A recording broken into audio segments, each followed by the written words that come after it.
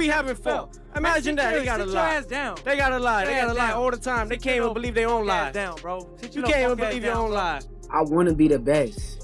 So when I see certain guys out there, and I seen Tio his last fight, I was there front row, and I'm like, damn, this dude is like, he like a baby Roy. Like, he like doing things hands down, flashy. Of it. You know, I think that he believes in himself. That's one thing. But I'm here to destroy his dreams and all that he wants to do and become. You can't take this from me.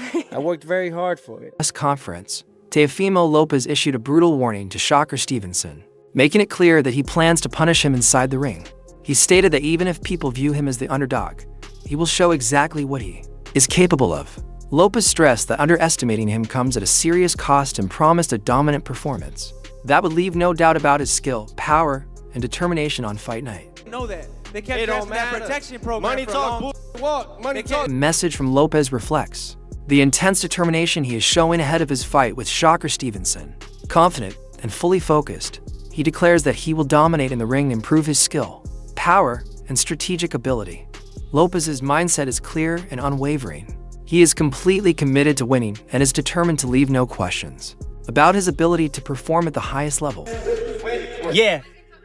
I'm gonna beat him up. And we know at one point you contemplated retirement. Seems like you're in a good place now. You're active. Where are you at right now? Where are you feeling about your career? But mentally, I'm in the Bahamas somewhere, having a coquille. Teofimo Lopez makes it clear that he will not allow Shakur Stevenson to take the belt he worked so hard to earn. He emphasizes the sacrifices behind his success, explaining that the title represents years of struggle, pain, and dedication for Lopez. This fight is about protecting what he built through discipline and perseverance. He believes strongly in himself and is determined to defend his position in the ring. Lopez views this moment as deeply personal, driven by pride and effort, insisting that no one can take away something earned through blood, commitment, and relentless hard work. Of being in the ring. Yes. Shakur Stevenson, obviously you guys are both in Las Vegas. I'm hearing that you did link up today. A face-off happened between the two of you? Yeah, face-off happened, things of that nature, just to create the things that are in motion already. So we're really adamant about fighting each other next, and I can't wait for us to really lace it up. And I see him across the ring, and really when that bell rings, lights out for him.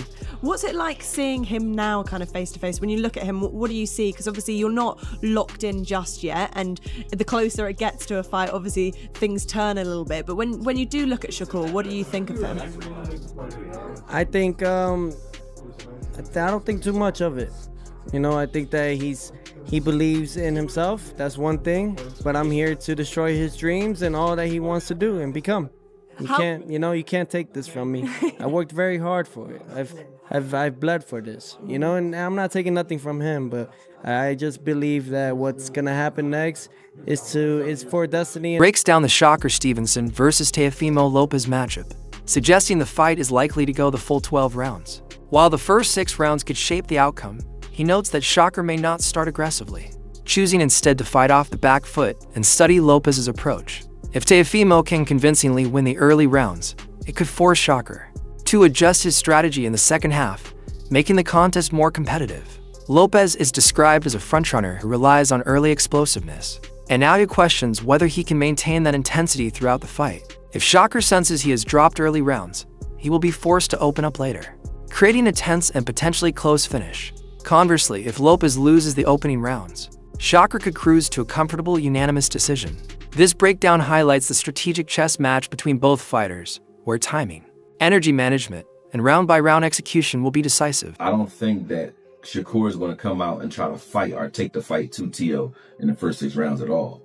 So if he's fighting off the back foot, if Tio can make it so that he's convincingly, or he's convinced at least Shakur that he may have won 4 of the first 6 rounds, if it's 4-2 in Shakur's mind going into the second half of the fight, or if I'm looking at him stealing those first 6 rounds, then it's an interesting fight going into the tail end, because Tio, to me, is a front runner, right? I want to see if he can carry his energy and his explosiveness late in the fight and not wear down. And then when Shakur starts to open up, can you steal some of those championship rounds from him and make it like a close fight? I think if Tio comes out and does what he usually does, which is try to swarm Shakur early and keep Shakur on the defensive early, then he can try to steal a lot of those early rounds. And if he does that, then Shakur has to fight in the tail end of that fight. And that'll make it real interesting.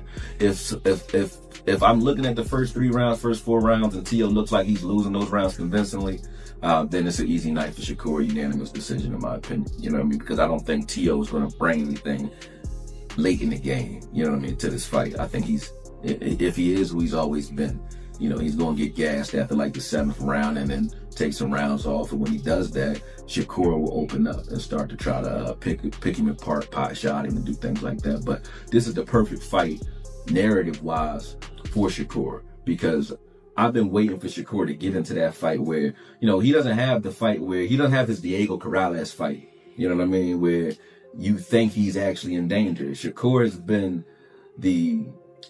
he's been outclassing everybody he's in the ring with. You know what I mean? Then the guys that you think could give him some work, like De Los Santos, I know people hate when I bring that fight up, but I want to see him. Shakur Stevenson explains that his motivation comes from a deep competitive spirit and a constant desire to face the toughest challenges in boxing. Watching Teofimo Lopez's previous performances, Stevenson was struck by his confidence and flashy style, which reminded him of a young Roy Jones Jr., inspiring him to test himself against that level of skill. He views this fight as a critical opportunity to measure his abilities against an elite opponent, while adapting to new tactical demands. Reflecting on his earlier fight against William Zepeda, Stevenson acknowledges it was unconventional and demanding, but ultimately valuable for his growth, proving he could thrive under pressure.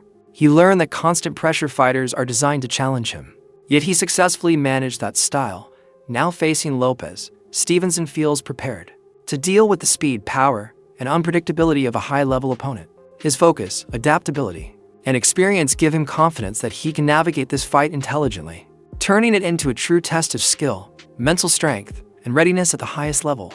But bro, what is it about you that has you, looking at a fighter that you know is the truth and then saying, I want to fight him? It seems like it should be normal if you're a fighter, right? But that stuff is dying off in the game right now. And I feel like you one of the last of the dying breed that actually want real challenges. Yeah, I'm competitive, bro. So it's like, I want to be the best. So when I see certain guys out there, and I seen Tio his last fight, I was there front row, and I'm like, damn, this dude is like, he like a baby Roy. Like, he like doing things with his hands down, flashy.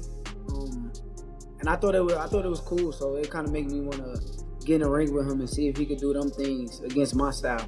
Your last fight was against William Zepeda in July, and you fought a totally different way. It wasn't the easiest way or the best way to fight, but I think it was good for you and your development because it not only sent a message to the rest of the division, one up, your division at that time, and then the one above you, but it sent a message to the fans. But I think it also did something for you to prove to yourself that, man, listen, that wasn't like my best performance, but I showed you I can get it out the mud. What did that performance kind of do for you now that you look back at it?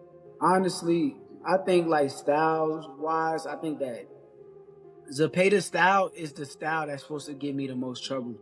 Like, guys that box and give me time to think is the guys that's going to have a fit with me all night. But the guys who press me and put me against some ropes and throw a million punches, that's the style that's supposed to give me trouble. So I went out there and I prevailed against that style, and now I'm fighting against a boxer, which for me, it just makes it more fun. I don't have to deal with a guy that's trying to like wear me. Chris Algieri weighs in on the importance of the Shakur Stevenson versus Teofimo Lopez fight, emphasizing its significance for the sport of boxing.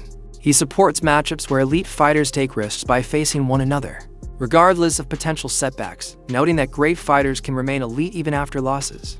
Algieri believes this fight represents that philosophy, showcasing a high-level clash rather than a reckless brawl. The technical skill and strategic depth on display will keep fans engaged, highlighting quality over sheer punch volume. He adds that a win for Shakur would solidify his place among the top 5 2-7 pound-for-pound fighters, though many already believe he deserves that status. Algieri frames the bout as a throwback to classic matchups between the best in a division, stressing the drama, skill, and historical weight such fights carry, and proving that elite boxing remains compelling and meaningful. Health of boxing on this side of the world. Listen, there's nothing like the Garden. We've both fought there many times. I fought in the big room. There's nothing like the Garden. Just the vibe, like you said, champ, that's around that. And this fight is deserving to be here. It's that good of a fight. It's that big of a fight, and especially like I said, like the health of American boxing. This is one of the best fights that can be made, and putting it in the Garden just makes too much sense. But the idea of the turmoil, the eyes on it, the spectacle, the circus. Chris, you talked about the idea that Teofimo Lopez kind of lives in this. That's where he flourishes. That's what he loves. This idea that because there's so many eyeballs on it, it's going to be kind of a circus. Does that favor Teofimo a little bit when you look at the strategy? Yes, no? I'm going to say well, I can't say for certain because there's no certain with Teofimo Lopez. He's one of the most up, down, left, right guys I've ever Mercurial, been around. we could say. I mean, yes. But when he is on, he's damn near unbeatable. I mean, he's such a good athlete. He has such a good boxing IQ. He's so physical and explosive. And again, I've said this on past shows. I've called him many times for Top Rank, been around fight weeks, and it just seems to me, the more out of sorts he seems, the more back against the wall it looks like, the more that he's an underdog, the better he performs. And this could be that kind of situation. New York is a tough place, man. They're already going back and forth saying, like, you know, he reps Brooklyn, but there's kind of questions about his Brooklyn roots. Can he really rep Brooklyn in the way that he says he can? So he's already getting that heat for that. I don't know. It might be a good thing to kind of poke the bear in terms of how well Teofimo is going to show up. Paulie, that's a huge. You're from Brooklyn. That's a big insult to say that you're not really from Brooklyn. Insult him a little bit. Insult him a little bit. Insult him. But I'll tell you what. There's so many thoughts in my head with this situation because Teofimo is at his most dangerous when he's counted out, and this is